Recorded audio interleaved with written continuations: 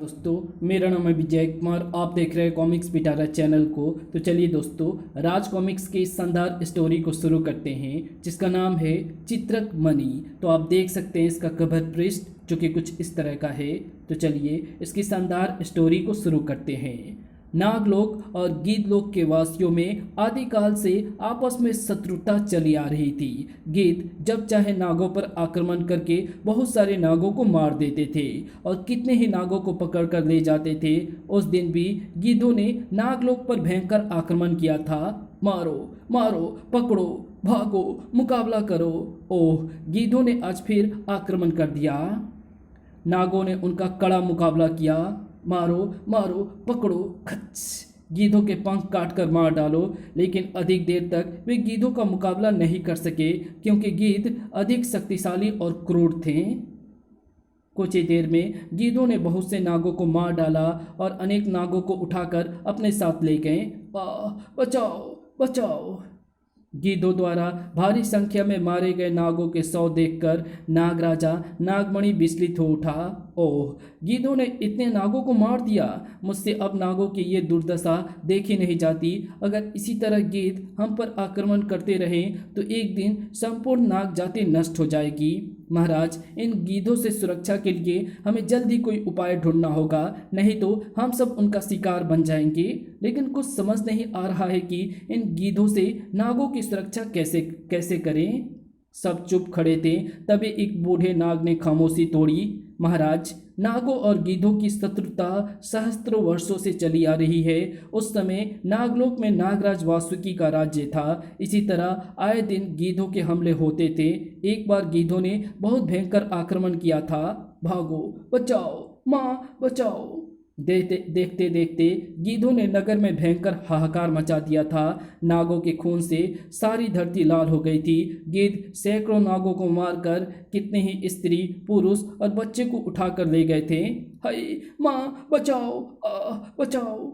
नागराज वासुकी से नागों की करुण दशा देखी नहीं गई। ओह, इस पर हम इन गीधों के हाथों कब तक मारे जाते रहेंगे। अगर गीध इसी प्रकार नागों को मारते रहें और अपना आहार बनाते रहें तो एक दिन पूरी नाग जाति समाप्त हो जाएगी। हाँ महाराज, हमें सुरक्षा के लिए जल्दी कोई तरीका खोजना होगा, नहीं तो गीध हम सबको मारकर खा जाएंगे। महामंत्री, इन गीधों से हमारी रक्षा पितामह ब्रह्मा ही कर सकते हैं। हम ब्रह्मा की पूजा करेंगे। कल सुबह सभी नाग ब्रह्मा के मंदिर में पूजा के लिए एकत्र होंगे। और अगले दिन नागराज वासुकी ने नागरानी और मंत्रियों के साथ ब्रह्मा के मंदिर की ओर प्रस्थान किया। ब्रह्मा के मंदिर में पहुंच विधिवत नागराज वासुकी ने पूजा प्रारंभ की। ओ परमपिता, सृष्टिकर्ता, गीधों से हमारी रक्षा करो, रक्षा रक्षा। आखिर उनकी पूजा से प्रसन्न होकर ब्रह्मा ने उन्हें दर्शन दिए। नागराज, मैं तुम्हारी पूजा से बहुत प्रसन्न हूँ। बोलो, तुम्हें क्या कष्ट है। पितामह, गीधों के कारण हमारा जीवन बहुत संकट में है। गीध हमारा सर्वनाश कर रहे हैं, हमारी रक्षा करो पितामह। तभी ब्रह्मा ने कुछ सोचते हुए आकाश की ओर हाथ उठाया और अगले क्षण उनके हाथ में एक अद्भुत मणि चमक रही थी। उस अद्भुत मणि को नागराज वासुकी को देते हुए उन्होंने कहा, अब तुम्हें गीधों से भयभीत होने की कोई ज़रूरत नहीं है नागराज। ये चित्रक मणि ले जाओ। इसके रहते गीध तुम्हें कोई हानि नहीं पहुंचा सकते। ये मृत नागों को भी जीवित कर देगी। पितामह, आपने हमें बचा लिया। उस दिन नागराज वासुकी ब्रह्मा से चित्रक मणि प्राप्त करके लौटे ही थे कि तभी गीधराज ने फिर आक्रमण कर दिया। पकड़ो, मारो, फुस। उधर महल में जब नागराज को एक सैनिक ने गीधों के आक्रमण की सूचना दी तो नहीं, अब गीधराज और उसके सैनिक हमें कोई हानि नहीं पहुंचा सकेंगे। मैं चित्रक मणि की सहायता से उनका आक्रमण विफल कर दूंगा। चलो हम अभी युद्ध स्थल की ओर चलते हैं। और अगले क्षण नागराज वासुकी चित्रक मणि को लेकर युद्ध स्थल की ओर तेजी से चल पड़े। और जब युद्ध स्थल में पहुंचकर नागराज ने चित्रक मणि को ऊंचा किया तो उससे निकली किरणों से गीधों की आंखें खुली ना रह सकी। ओह, मुझे कुछ दिखाई नहीं दे रहा है। ओह, मैं जल रहा हूँ। ओह, तेज रोशनी बंद करो, बंद करो। भागो भागो, नहीं तो ये अद्भुत किरणें हमें अंधा कर देगी। चित्रक मणि की किरणों से गीध जलने लगे। चित्रकमणि की किरणों से चकाचौंध गिद्ध अभी कुछ सोच पाते कि नागों ने उन पर आक्रमण कर दिया। मारो मारो। अब एक भी गिद्ध बचकर ना जाने पाए और कुछ ही देर में नागराज वासुकी ने उस मणि की सहायता से बहुत से गिद्धों को मार डाला। भागो भागो भागो, हम नागों से नहीं लड़ सकते, बचाओ। उस दिन गिद्धराज के सैनिक नागों को कोई हानि नहीं पहुंचा सके, बल्कि स्वयं नागों के हाथों मृत्यु का शिकार बनकर रह गए। अपने इतने सारे सैनिकों के मारे जाने का समाचार सुनकर गिद्धराज फिर कभी हम पर आक्रमण करने का साहस नहीं करेगा। पानी। ओह सेनापति, तुम मृत और घायल सैनिकों को चित्रकमणि के स्पर्श से ठीक करके नगर में ले आओ। नागराज वासुकी ने सेनापति को चित्रकमणि दे दी और फिर सेनापति भुजंगराज चित्रकमणि के स्पर्श से मृत और घायल नागों को ठीक करने लगा। अरे मैं बिल्कुल ठीक हो गया।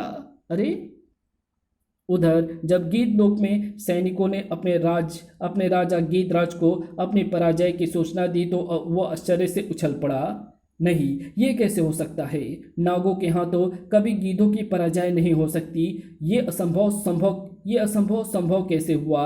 महाराज, नागराज के पास एक अद्भुत मणि थी। उसकी चमक ने हमारे सैनिकों को अंधा कर दिया और फिर हम कुछ नहीं कर सके।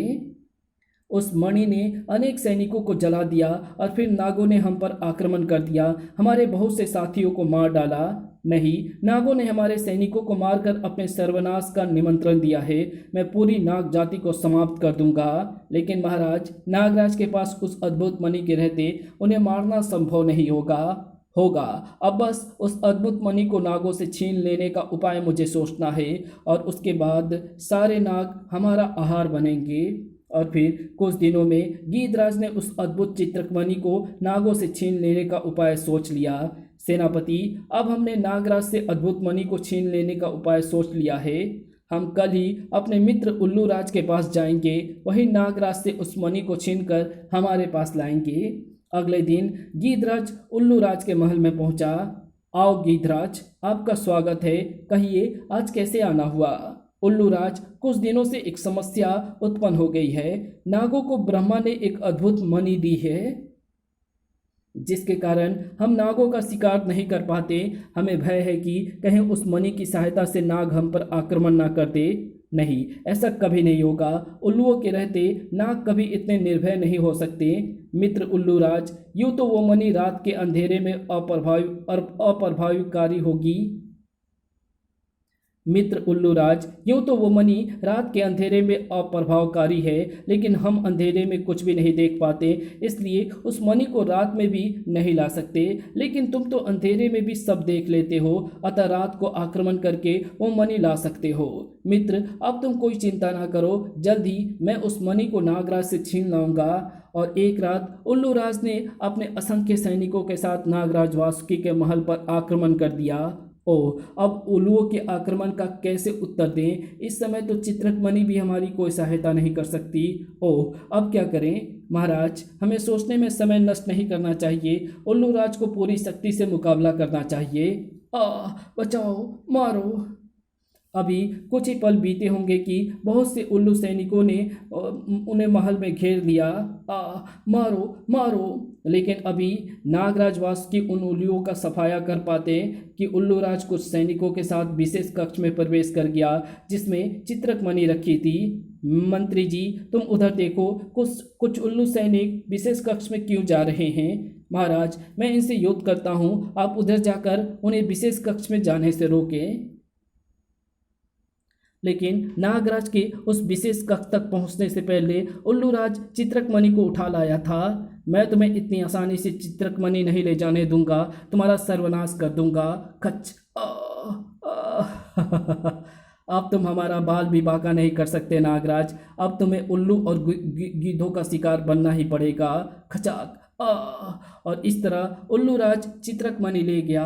उल्लूराज ने गिद्धराज को वो चित्रकमणि सौंप दी। लीजिए मित्र, हम आपके लिए ब्रह्मा की चित्रकमणि को नागों से छीन लाए हैं, अब निर्भय होकर नागों का शिकार कीजिए। मित्र, हम आपका ये उपकार कभी नहीं भूलेंगे। इसमें उपकार कैसा? आपकी तरह नाग तो हमारे भी शत्रु हैं।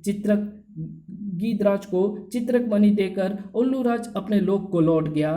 चित्रक मणि प्राप्त करते ही गीधों ने नागलोक पर पुनः आक्रमण शुरू कर दिए और तब से इसी तरह आक्रमण करते आ रहे हैं। ओह, तो इसका मतलब एक बार फिर हमें ब्रह्मा की पूजा करनी होगी। पितामह ब्रह्मा ही हमें इस संकट से बचा सकते हैं। अगले दिन ब्रह्मा के मंदिर में पूजा का आदेश देकर नागराज नागमणि महल को लौट गया। अगले दिन ही नागराजा ने नागरानी नागकेतु और दूसरे नागों के साथ ब्रह्मा के मंदिर जाकर पूजा प्रारंभ की। वे कई कई दिन तक निरंतर पूजा करते रह गए। आखिर एक दिन ब्रह्मा ने साक्षात प्रकट होकर कहा, आयुष्मान हो वत्स, अब तुम्हें गीधों से भयभीत होने की कोई ज़रूरत नहीं है। नागलोक का रक्षक तुम्हारे घर में ही जन्म लेगा। मेरे ही घर में जन्म लेगा? मैं समझा नहीं पितामह। नागराज, तुम्हारी रानी की एक बेटी होगी नागप्रिया। उसमें ऐसी अद्भुत शक्ति होगी कि जहाँ वो रहेगी उस क्षेत्र में मीलों दूर तक कोई गीत नहीं आ सकेगा। नागराजा को वरदान देते ही ब्रह्मा अंतर्धान हो गए। कुछ दिनों बाद एक दिन नागरानी ने एक कन्या को जन्म दिया। सचमुच हमारी बेटी के चेहरे पर दैविक आभा दिखाई देती है। अवश्य ही यह हमें गीधों के प्रकोप से मुक्त करेगी। हाँ महाराज, मुझे भी ऐसा ही लगता है। धीरे धीरे नागप्रिया बड़ी होने लगी। आओ आओ नागप्रिया, मेरे पास आओ। ब्रह्मा के वरदान का अपने गुप्तचरों से पता चल जाने पर गीधराज ने कुछ दिनों तक नागलोक पर आक्रमण नहीं किया, लेकिन फिर उससे अधिक सहन नहीं हुआ तो एक दिन उसने ब्रह्मा के वरदान को परखने के लिए नागलोक पर आक्रमण कर दिया। महाराज की जय हो, गीधराज ने फिर हम पर आक्रमण कर दिया है। ओह, क्या गीधराज ब्रह्मा के वरदान की बात भूल गया? सेनापति से कहो कि उनके आक्रमण का पूरी शक्ति से मुकाबला करे। हम नागप्रिया को लेकर अभी आते हैं। तुरंत नागराजा नागप्रिया को लेकर युद्ध स्थल पर पहुंच गए। तेजी से नागों पर झपटते गीधों को जैसे सांप सूंघ गया था। नागप्रिया की आंखों से निकली किरणें गीधों की ओर बढ़ने लगी। सर बचाओ! ओह, हमें कोई अदृश्य शक्ति हमें आगे बढ़ने से रोक रही है। देखते ही देखते वे किरणें अग्निबाणों में परिवर्तित हो गए। बचाओ, मैं जल गया। अग्निबाणों से गीध बुरी तरह से जल कर गिरने लगे। बचाओ! अग्निबाणों से बचकर तेजी से उड़ते हुए बहुत से गीधराज के पास पहुंचे। महाराज, हम नागों पर आक्रमण नहीं कर सकते। अवश्य ही इस लड़की में कोई दैविक शक्ति है जो हमें जला रही है। और तभी आग की एक तेज लहर गीधराज को स्पर्श करती हुई तेजी से गुजर गई। सचमुच इस लड़के में कोई दैविक शक्ति है। हम नागों से युद्ध नहीं कर पाएंगे, हमें लौटना ही होगा। अगले क्षण गीधराज के आदेश पर सब सैनिक उल्टे पांव लौट कर जा रहे थे। भाग गए। अब कभी हम पर आक्रमण करने का नाम नहीं लेंगे। नागप्रिया के जन्म के बाद नागराजा गीधों के आक्रमण से निर्भय हो गए थे। नागलोक के वासी सुख शांति से जीवन यापन कर रहे थे। एक दिन नागराजा नागमणि के सभागृह में एक महर्षि पधारे। प्रणाम महर्षि, नागलोक में आपका स्वागत है। मुझे आतिथ्य का अवसर दीजिए महर्षि। राजन, हम विभिन्न लोकों के भ्रमण को निकले हैं। आपके लोक में सुख समृद्धि तो है ना? हाँ महर्षि, ब्रह्मा के वरदान ने हमें परम शत्रु गीधों के भय से मुक्त कर रखा है। मेरी पुत्री के भय से गीध अब आक्रमण नहीं कर पाते। राजन, फिर तो हम ब्रह्मा के उस वरदान को अवश्य देखना चाहेंगे। नागराजा महर्षि को महल के एक कक्ष में ले गया। आइए महर्षि, यह है मेरी पुत्री नागप्रिया। इसके कारण अब गीध पर हम आक्रमण नहीं कर पाते। लेकिन नागप्रिया को देखते ही महर्षि बुरी तरह चौंक गए और उन्होंने धीरे से कहा, नागराजा, तुम गीधों के भय से अधिक समय मुक्त नहीं रह पाओगे। 18 वर्ष की आयु में नागप्रिया का विवाह पृथ्वीलोक के किसी राजा से होने का ग्रह योग्य है। महर्षि की बात ने नागराजा को भयभीत कर दिया। विवाह के बाद नागप्रिया पृथ्वी पर चली जाएगी तो नागलोक की रक्षा कौन करेगा? नहीं, ये नहीं हो सकता। नागप्रिया को ब्रह्मा ने वरदान दिया है और उसी ब्रह्मा ने नागप्रिया के भाग्य में पृथ्वीलोक का गमन लिखा है, उसे अवश्य जाना होगा। नहीं नहीं, मैं अपने माता पिता और नागलोक को छोड़कर कहीं नहीं जाऊंगी, मैं विवाह ही नहीं करूंगी। तुम लाख प्रयत्न करो नागप्रिया, लेकिन भाग्य में लिखा फलीभूत होकर ही रहता है। महर्षि की बातों ने नागराज को गहरी चिंता में डाल दिया। उन्होंने कुछ देर बाद कहा, महर्षि, गीधों के भय से मुक्त बने रहने का कोई उपाय नहीं है? अवश्य है राजन, उसके लिए मुझे एक यज्ञ करना होगा। उस यज्ञ के पूरा होते ही चित्रकमणि स्वयं खींचकर नागलोक में आ जाएगी। ठीक है, फिर आप शीघ्र ही वो यज्ञ कीजिए। और अगले दिन से पृथ्वीलोक में महर्षि के आश्रम में यज्ञ की तैयारियां शुरू हो गई। सभी जाति के नाग उस यज्ञ में अपना सहयोग दे रहे थे।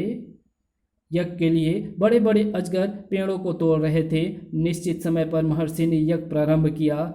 नमो ब्रह्मा, नमो ब्रह्मा, नमो ब्रह्मा। इधर पृथ्वीलोक के महर्षि ने यज्ञ प्रारंभ किया कि उधर गीधराज को उसके गुप्तचरों ने सूचित किया, महाराज, पृथ्वीलोक में एक महर्षि बहुत बड़ा यज्ञ कर रहे हैं। सुना है कि उस यज्ञ की शक्ति से महर्षि चित्रकमणि को गीधलोक से खींच कर ले जाएंगे। नहीं, हम उनकी इस योजना को पूरा नहीं होने देंगे। हम उस यज्ञ को बीच में ही नष्ट कर देंगे और यज्ञ वेदी को अपवित्र कर देंगे।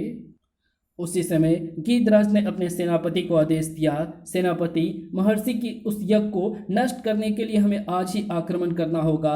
हम उस यज्ञ की पूर्णाहुति नहीं होने देंगे। पृथ्वीलोक पर जाने की तैयारी करो।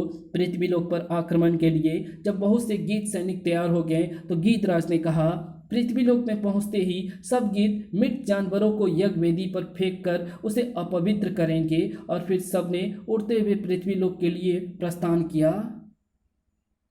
मृत जानवरों को एकत्र करने के बाद तेजी से उड़ते हुए गीध उस जंगल में पहुंचे जहां महर्षि यज्ञ कर रहे थे। गीधराज ने उन्हें यज्ञ स्थल से बहुत दूर जंगल में नीचे उतरने को कहा। नीचे उतरने पर गीधराज ने आदेश दिया, सैनिकों, हम यज्ञ स्थल के समीप पहुंच चुके हैं। यज्ञ की सुरक्षा के लिए महर्षि ने कुछ प्रबंध भी किया होगा, लेकिन हम अपने पंखों को जोर जोर से हिलाकर ऐसी आंधी चलाएंगे कि उस आंधी में सब अंधे होकर रह जाएंगे। फिर हम आक्रमण कर देंगे। हाँ, हम पंखों को जोर जोर से हिलाकर आंधी चलाने को तैयार हैं। अगले क्षण गीध सैनिकों ने जोर जोर से पंखों को हिलाना शुरू किया तो जोरों से आंधी चलने लगी। साएं साएं। उधर नागलोक में एक गुप्तचर ने नागराजा को सूचना दी, महाराज, गीधराज को महर्षि द्वारा किया जाने वाला यज्ञ का पता चल गया है। हमें आशंका है कि गीधराज उस यज्ञ को नष्ट करने का अवश्य यत्न करेगा। हाँ गुप्तचर, ऐसा तो हो सकता है। यज्ञ में कार्य करने बहुत से नाग भी गए हैं। हम यज्ञ और नागों की सुरक्षा के लिए नागप्रिया को वहाँ भेज देते हैं। हाँ पिताजी, अगर हम नागप्रिया को वहाँ भेज देंगे तो गीधराज को हानि नहीं पहुँचा सकेगा। नागप्रिया, तुम तुरंत पृथ्वीलोक में जाकर महर्षि की यज्ञ की सुरक्षा करो। यज्ञ पूरा होते ही जल्दी लौट आना। पिताजी, मैं अभी पृथ्वीलोक के लिए प्रस्थान करती हूँ। नागरथ पर सवार हो नागप्रिया ने पृथ्वीलोक के लिए प्रस्थान किया। काफ़ी लंबी यात्रा के बाद जब नागप्रिया ने रथ को नीचे उतारा, अरे यहाँ तो चंदन के वृक्षों की सुगंध आ रही है। लगता है मैं पृथ्वीलोक पर पहुँच गई हूँ। बस अब मुझे नीचे उतरकर महर्षि का आश्रम तलाश करना है। लेकिन अभी उसने अपने नागरथ को पृथ्वी पर उतारा ही था कि तेज आंधी चलने लगी। साएं साएं। अरे इतनी तेज आंधी! ओ, इस आंधी से कैसे बचूं? तेज आंधी ने नागप्रिया को आगे बढ़ने से रोक दिया। साएं साएं। मुझे तुरंत महर्षि के पास पहुंचना था, लेकिन इस तेज आंधी ने मुझे बीच में ही रोक दिया है। उधर तेज आंधी ने महर्षि को विचलित कर दिया। यज्ञ के लिए लकड़ियां लाते हुए नाग भी परेशान हो उठे। साएं साएं। अचानक इतनी तेज आंधी, अवश्य कोई यज्ञ में विघ्न डालने की कोशिश कर रहा है। अरे इस आंधी में तो कुछ दिखाई नहीं दे रहा है। इस आंधी में यज्ञ कैसे पूरा होगा? ओह बचो। ठीक उसी समय सारंग नगर के राजा पीयूषधर समीप के राज्य के एक समारोह में भाग लेकर अपने नगर की ओर लौट रहे थे। तेज आंधी ने उन्हें भी घेर लिया।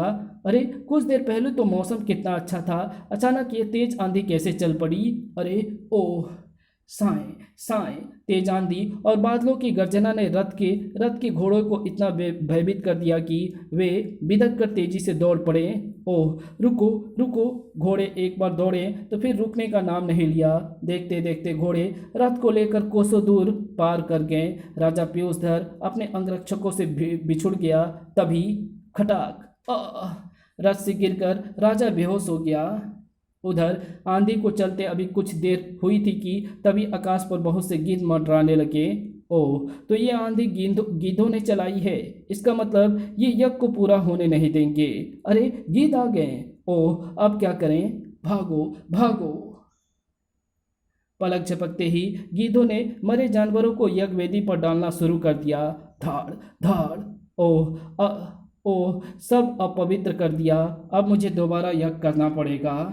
अगले क्षण गीधराज महर्षि के समीप खड़ा था। लेकिन अब हम तुम्हें दोबारा यज्ञ करने के लिए कष्ट नहीं देंगे। नाग हमारा भोजन है। तुम हमें नागों को खाने से नहीं रोक सकते। तुम तुरंत यहाँ से चले जाओ, नहीं तो मैं तुम सबको जलाकर भस्म कर दूंगा। लेकिन अभी महर्षि कुछ कर पाते कि तभी गीधराज तेजी से उन पर झपटा। मारो मारो! अगले ही क्षण महर्षि की गर्दन उनके शरीर से अलग पड़ी थी। सेनापति, ये तो मर गया। अब तुम सब नागों को पकड़कर ले चलो। बहुत दिनों से किसी नाग को नहीं खाया है। बचाओ! नागों को पकड़कर गीधराज अपने साथ ले गया। गीधों के वहां से जाते ही आंधी रुक गई। तभी कुछ देर बाद नागप्रिया उस आश्रम के पास पहुंची और जब नागप्रिया ने यज्ञ वेदी की दुर्दशा देखी तो कांप उठी। नहीं नहीं, ये नहीं हो सकता। यज्ञ वेदी पर मरे हुए जानवर और महर्षि का शव! ओह ब्रह्मा, ये सब कैसे हुआ? किसने किया? एक भी नाग यहाँ नहीं है। अवश्य ही ये दुष्कर्म गीधों ने किया होगा। उन्होंने ही महर्षि की हत्या की होगी और नागों को भी पकड़कर ले गए होंगे। उधर राजा पीयूषधर को जब होश आया तो आंधी बंद हो चुकी थी। वो चौंक कर उठ बैठे। अरे, कैसी विचित्र आंधी चली थी! उस आंधी ने तो मेरे रथ को यहाँ ला पटका और ना जाने मैं कितनी देर तक बेहोश पड़ा रहा। अब मुझे शीघ्र ही नगर की ओर चलना चाहिए। और फिर रथ पर सवार हो राजा ने प्रस्थान किया। उस महर्षि के आश्रम के पास दूर से ही किसी रथ को उस ओर आते देख नागप्रिया चौंक पड़ी। ओह, कोई मनुष्य आ रहा है। उसके यहाँ पहुँचने से पहले ही मैं अपना रूप परिवर्तित कर नागरथ को अदृश्य कर देती हूँ। राजा पीयूषधर ने समीप पहुँचने पर नागप्रिया को देखा तो आश्चर्य से सोचने लगा, अरे, ये सुंदर नवयुवती कौन है और यहाँ क्या कर रही है? यज्ञ वेदी पर मरे हुए जानवर, महर्षि का शव, किसने ये दुष्कर्म किया है? सुबुक! राजा पीयूषधर ने नागप्रिया के पास जाकर कहा, सुंदर युवती, तुम कौन हो? इस यज्ञ को किसने नष्ट किया है? ओह, सच बोलने से मैं किसी मुसीबत में फंस जाऊं, इसलिए मैं झूठ बोल देती हूँ। कुछ सोचकर नागप्रिया ने कहा, मैं महर्षि की बेटी मधुप्रिया हूँ। मेरे पिता यज्ञ कर रहे थे कि कुछ लोगों ने आकर यज्ञ वेदी को अपवित्र कर दिया। मेरे पिता की हत्या कर दी। सुबुक! ओह, ये तो बहुत अनर्थ हुआ। तुम मेरे साथ चलो। मैं यहाँ का राजा पीयूषधर हूँ। तुम्हें महल में संरक्षण मिलेगा। नहीं नहीं, मैं आपके साथ नहीं जा सकती। मुझे यहीं जंगल में रहने दो। मैं अपने पिता की याद में जीवन अपना गुजार दूंगी। महर्षि की मृत्यु के पश्चात तुम इस निर्जन वन में अकेले कैसे रहोगी? नहीं, हम तुम्हें इस निर्जन वन में अकेला नहीं छोड़ सकते। हम तुम्हें महल ले चलेंगे। नागप्रिया के बार बार मना करने के बावजूद राजा पीयूषधर उसे रथ में बैठाकर नगर की ओर चल दिया। ओह, अब क्या होगा? मैं नागलोक कैसे लौट सकूंगी? बहुत सुंदर है। महल में ले जाकर इससे विवाह कर लूंगा। नगर में पहुंचकर राजा ने कुछ सैनिकों को भेजकर महर्षि के शव का अंतिम संस्कार करा दिया। अगले दिन राजा पीयूषधर ने नागप्रिया के साथ विवाह कर लिया। उधर नागलोक में जब कई दिन तक नागप्रिया नहीं लौटी तो नागराज बेचैन हो उठे। तभी उन्हें एक गुप्तचर ने महर्षि की हत्या की सूचना दी। महाराज, गीधों ने महर्षि की हत्या करके यज्ञ वेदी को अपवित्र कर दिया और नागप्रिया का कुछ पता नहीं चल रहा। नहीं नहीं, ये कैसे हो सकता है? नागप्रिया के होते गीध यज्ञ वेदी के पास भी नहीं आ सकते थे। फिर उन्होंने महर्षि की हत्या कैसे कर दी? लेकिन पिताजी, ये भी तो संभव हो सकता है कि नागप्रिया के पहुंचने से पहले गीधों ने महर्षि पर आक्रमण करके उन्हें मार डाला हो और नागप्रिया पृथ्वी पर किसी दूसरे संकट में फंस गई हो। हाँ, ये भी हो सकता है। तुम जल्दी से पृथ्वी पर जाकर नागप्रिया का पता करो। लेकिन अभी नाग के तो वहाँ से पलट कर चलता कि तभी एक नाग सैनिक दौड़ता हुआ आया। महाराज, गीधों ने आक्रमण किया है और इस बार गीध भारी संख्या में आए हैं। ओह, नाग के तो गीधों के आक्रमण का अर्थ है कि उन्होंने ही महर्षि की हत्या की है और वे ये भी जान गए हैं कि नागप्रिया अब नागलोक में नहीं है।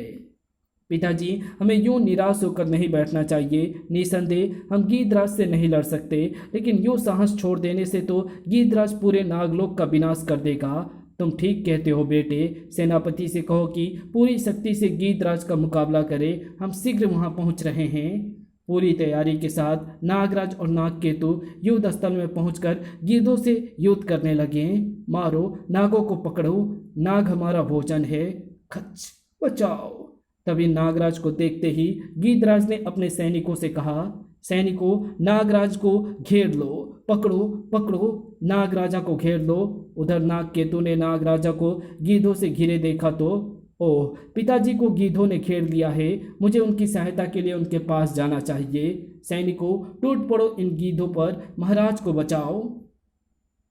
नागकेतु बहुत से नाग सैनिकों के साथ गीधों पर टूट पड़ा। मारो मारो, महाराज को बचाओ। लेकिन वो अंत तक नागराजा के पास तक नहीं पहुंच पाया। बहुत से नाग सैनिकों को मारकर गीधराज नागराज को पकड़कर ले गए। ओह, गीधराज महाराज को भी पकड़कर ले गया। अब हम कैसे जीवित रहेंगे? एक दिन गीधराज पूरी ऐसे तो एक दिन गीधराज पूरी जाति ऐसे तो गीधराज पूरी जाति को समाप्त कर देगा। नागकेतु जब महल में लौटा, बेटे, महाराज को गीधराज पकड़कर ले गया है। अब नागलोक का क्या होगा? क्या हम सब गीधों का शिकार बन जाएंगे? माँ, ये सब अनर्थ नागप्रिया के नागलोक में जाने के कारण हुआ है। यदि वो यहाँ होती तो ऐसा कभी नहीं होता। ये अवश्य ही पृथ्वी पर किसी संकट में फंस गई होगी। उसे खोजकर लाना होगा, अन्यथा गीधों के हाथों से कोई नाग जीवित नहीं बच सकेगा।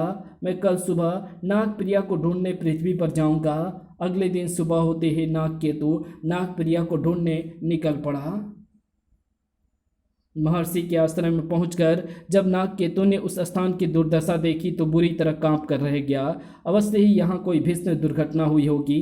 यज्ञ वेदी पर पड़े हुए मृत जानवरों के वे शव इस बात का सबूत है कि गीधराज ने ही उसे अपवित्र किया है। लेकिन नागप्रिया का क्या हुआ? वो कहाँ चली गई? अचानक तभी नागकेतु को महर्षि की बात स्मरण हो आई।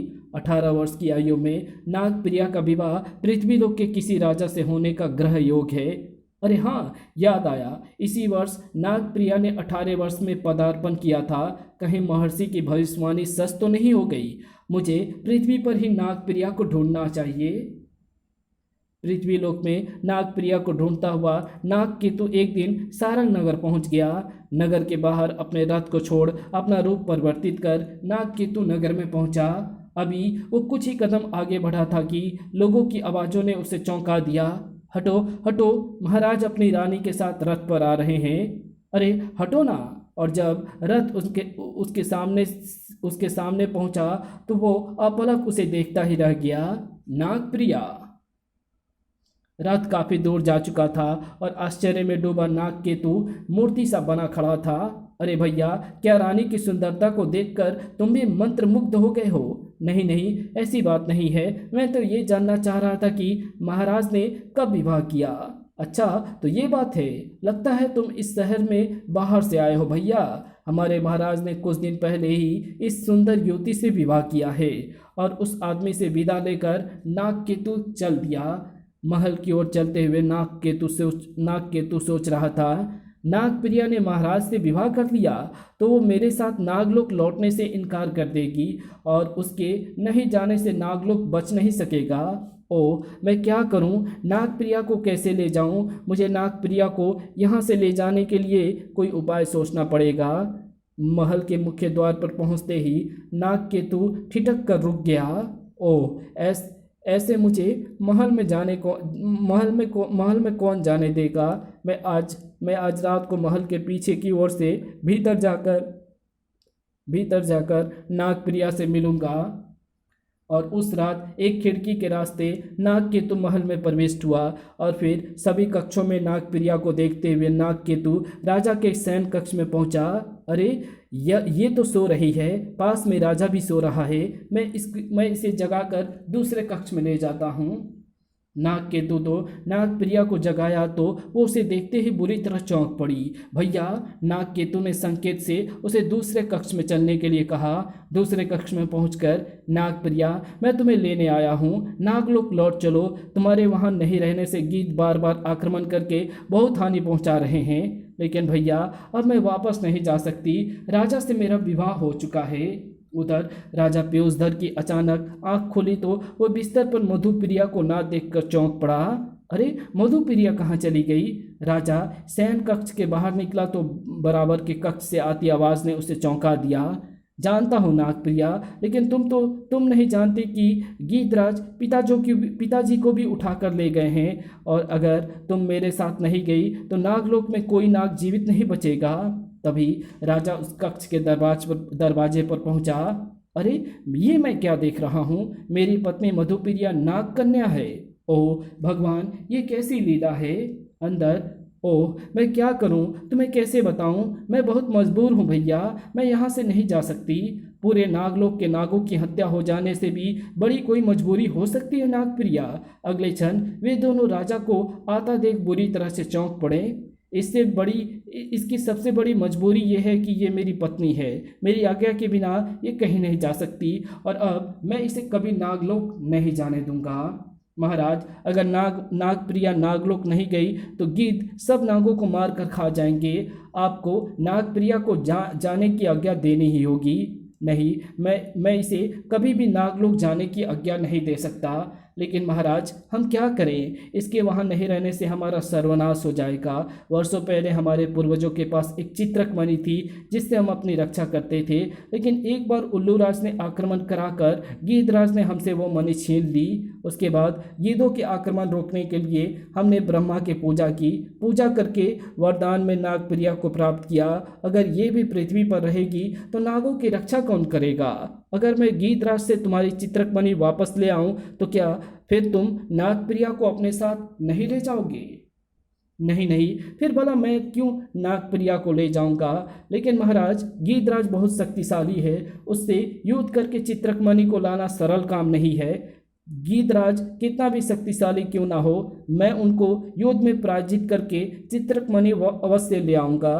तुम बस मुझे गीधलोक जाने का मार्ग बता दो। महाराज, मेरा नागस्त्र आपको गीधलोक में पहुंचा देगा। महाराज, मेरा नागरथ आपको गीधलोक में पहुंचा देगा।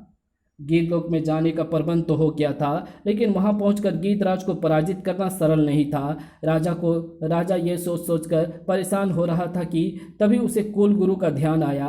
अरे हाँ, कुलगुरु ही मुझे गीधराज को पराजित करने का कोई तरकीब बता सकते हैं, मुझे उन्हीं के पास जाना चाहिए। और ये सोचकर राजा कुलगुरु के पास पहुंचा, उन्हें सारी कहानी सुनाकर कहा, कुलगुरु, अब आप ही बताएं कि मैं गीधलोक में जाकर गीधराज से उस चित्रक मणि को कैसे ला सकता हूँ। राजन, पृथ्वी पर गीधों को गाजर मूली की तरह काट सकते हो, लेकिन गीधलोक में उन गीधों की शक्ति मनुष्य से अधिक हो जाती है। तुम सेना लेकर भी उस लोक में नहीं जा सकते। तो फिर मैं गीधराज से उस मणि को कैसे ला सकूंगा? और अगर मैं उस मणि को नहीं ला सका तो नागकेतु नागप्रिया को वापस ले जाएगा। राजन, हम तुम्हें ऐसा दिव्य शस्त्र देंगे जिसकी शक्ति से गीधों के पंख चिपक जाएंगे और फिर वे उड़ नहीं सकेंगे। ऐसे में तुम उन्हें सरलता से मार सकोगे, लेकिन उसके लिए हमें पहले यज्ञ करना होगा। अगले दिन ही कुलगुरु ने यज्ञ प्रारंभ किया। यज्ञ के पूरा होने पर यज्ञ कुंड की अग्नि में एक दिव्य शस्त्र प्रकट हुआ। कुलगुरु ने उस दिव्य शस्त्र को राजा पीयूषधर को देते हुए कहा, राजन, इस दिव्य शस्त्र की शक्ति के सामने गीध ठहर नहीं पाएंगे। अगले दिन सूर्योदय होते ही राजा पीयूषधर ने गीधलोक के लिए प्रस्थान किया। गीधलोक पहुंचते ही सैकड़ों गीधों ने राजा पीयूषधर पर आक्रमण किया। ओह, लगता है गीधों को मेरे आगमन का पता चल गया है। इनके समीप आने से पहले मुझे दिव्य शस्त्र का उपयोग करना चाहिए। लेकिन गीध अभी पास आते कि दिव्य शस्त्र से निकली अलौकिक बूंदों ने उनके पंख चिपका दिए अरे ये क्या हुआ? ओह मेरे पंख तो चिपक गए। हाय मैं उड़ूं कैसे? आए मैं गिरा। पंखों के चिपकते ही गीत नीचे गिरते तो तो राजा तलवार से उनके टुकड़े टुकड़े कर देते। खच आ कुछ ही देर में गीतराज स्वयं वहां पहुंचकर राजा पीयूषधर से युद्ध करने लगा, लेकिन राजा ने उसके पंख को भी चिपका दिया। उसने किसी अद्भुत शक्ति से मेरे पंखों को चिपका दिया है। ओह तलवार के प्रहार से बहुत से गीत मौत के मुंह में समाते चले गए। अपने सैनिकों को भारी संख्या में मरते देखकर क्रोधित हो गीतराज ने नागरथ के नागों को टुकड़े टुकड़े कर डाले। ओह इसने नागों को मार डाला। क्रोधित हो राजा पीयूषधर ने बहुत से गीधों को मार कर गिरा दिया। इसने मेरे इतने सैनिकों को मार डाला, अब ये मुझे भी मार डालेगा। मुझे अब भाग निकलना चाहिए। और अवसर पाकर गीधराज वहां से भाग निकला, लेकिन राजा पीयूषधर ने तेजी से दौड़कर उन्हें रोक लिया। अब बचकर कैसे जाओगे गीधराज? अंतिम समय में अपने ईश्वर का स्मरण कर लो। ये कहते हुए राजा ने 3 प्रहार शुरू कर दिए। ये कहते हुए राजा ने तीव्र प्रहार शुरू कर दिए। बचाओ। अपने बचने का कोई उपाय ना देखकर गीधराज राजा के पांव में गिर पड़ा। मुझे क्षमा कर दो राजा, मैं आपका दास हूँ। आप चाहो तो यहाँ के राजा बन सकते हो। मुझे यहाँ का राजा नहीं बनना। मैं तो यहाँ चित्रकमणि और नागराजा को लेने आया हूँ।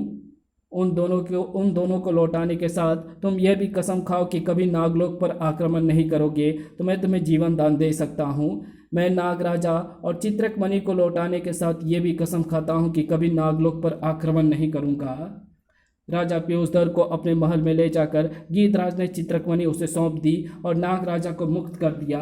नागराजा के साथ राजा पीयूषधर ने पृथ्वी की ओर प्रस्थान करना चाहा तो गीधराज तुमने मेरे नागरथ को नष्ट कर दिया।